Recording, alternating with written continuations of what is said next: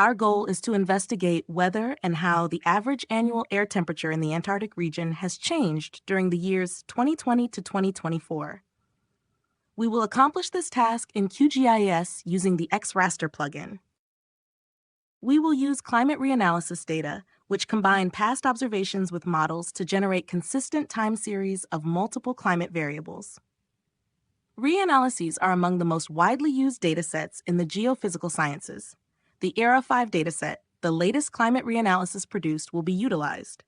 It provides hourly data on many atmospheric, land surface, and sea state parameters, along with uncertainty estimates. The data we will use are in the form of a regular latitude-longitude grid with a spatial resolution of 0.25 to 0.25 degrees.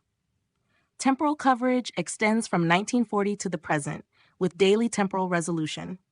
We will use daily average air temperatures at a height of 2 meters.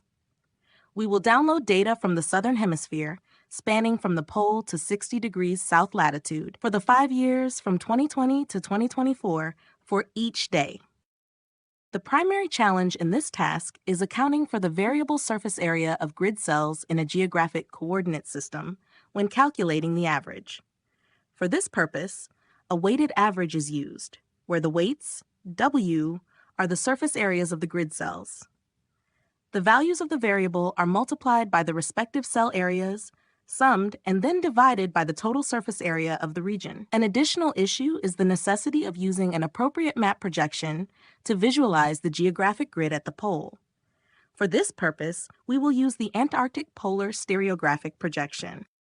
We have prepared a mask for Antarctica, where the area of Antarctica is assigned a value of 1 and the remaining area is assigned a value of 0.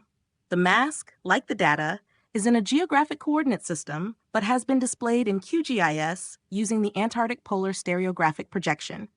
Its width is 144 cells, and its height is 121 cells. Additionally, the outline of Antarctica is displayed as a black line. We open the Xraster plugin and load the downloaded data.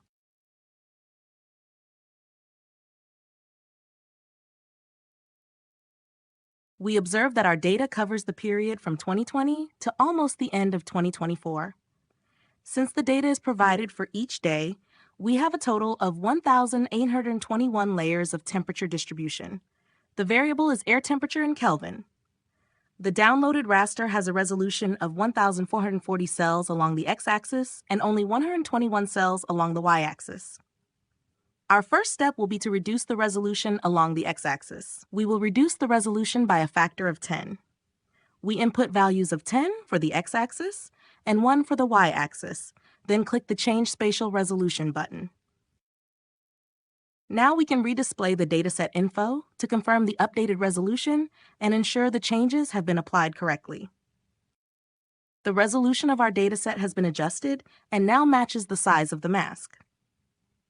Next, we will add a variable representing the cell area, expressed in square kilometers. Redisplaying the dataset info will confirm that the new variable has been successfully added. All that remains is to add the mask. Due to its orientation along the y-axis, we will select the Flip Mask option before applying it.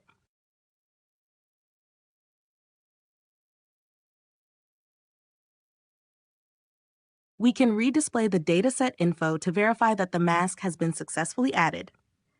Additionally, we can display the mask to visually confirm its alignment and application. Of course, the mask will be displayed in the Geographic Coordinate System.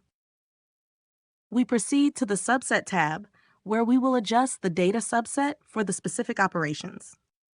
First, we will create a map of the average temperature from all the data. Since the temperature is in Kelvin, we will subtract 273.15 from it to convert it to degrees Celsius. We will also apply the mask to limit the analyzed area to the land of Antarctica, which is marked with a value of 1 on the mask.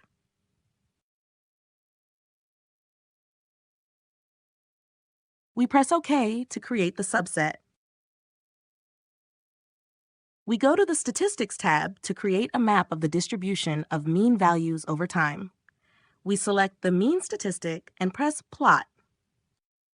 In the polar regions, visualization in geographic coordinates is practically meaningless.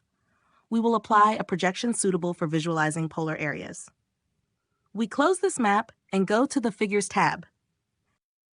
In the Figures tab, we select the South Polar Stereographic Projection and also enable the Coastline option. Then, we return to the Statistics tab and recreate the map by pressing Plot. We have obtained a map of the average air temperature over the 5-year period. In the next step, we will create a graph showing how the average temperature of all Antarctica changed day by day. Since we will use a weighted average with the weight equal to the surface area of each cell, we first need to calculate the sum of our weights, that is, the total surface area of Antarctica. We go to the Subset tab. We create an expression that gives the surface area of each cell. We multiply our temperature variable by 0 and then add the variable km as ds2.km2. We press OK to create the new subset. We go to the Statistics tab and create a map of the surface area of the cells. We can see that the surface area varies from almost 0 to over 3,000 square kilometers. These values represent our weights. Now we use plot spatial summary statistics to calculate the sum of the surface area for each day. We select the sum statistic and press the first button on the left. Of course, the total surface area is the same every day. If we hover the cursor over the line, we will see that the surface area of Antarctica from our mask is 13.3 million square kilometers. We go to the Subset tab. We create a new expression. Now in each cell, we need to have the temperature value multiplied by the surface area of the cell and divided by the total surface area.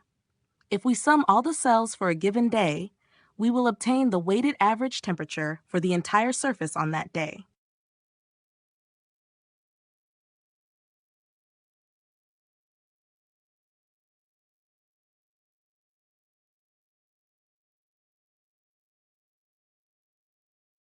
We press the OK button, create a new subset, and go to Statistics. We select Sum and press the same button as before to obtain the graph of the changes in the average temperature of Antarctica over time. We can find the days with the minimum and maximum temperature by analyzing the results from the weighted average temperature graph and identifying the corresponding days. Finally, we will calculate the average temperature for each year. To do this, we will group the data by year, and then for each group, we will calculate the weighted average as the sum. Since each year has 365 days, we will also need to divide our expression by the number of days in the year. After this, we move to the Group by Time tab.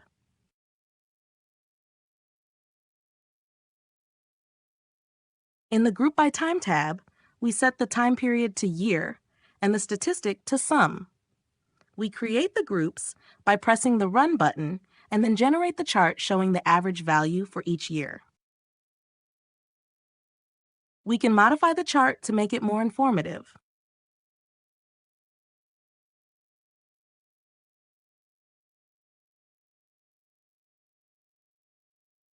Now we can see how the average temperature changed over time.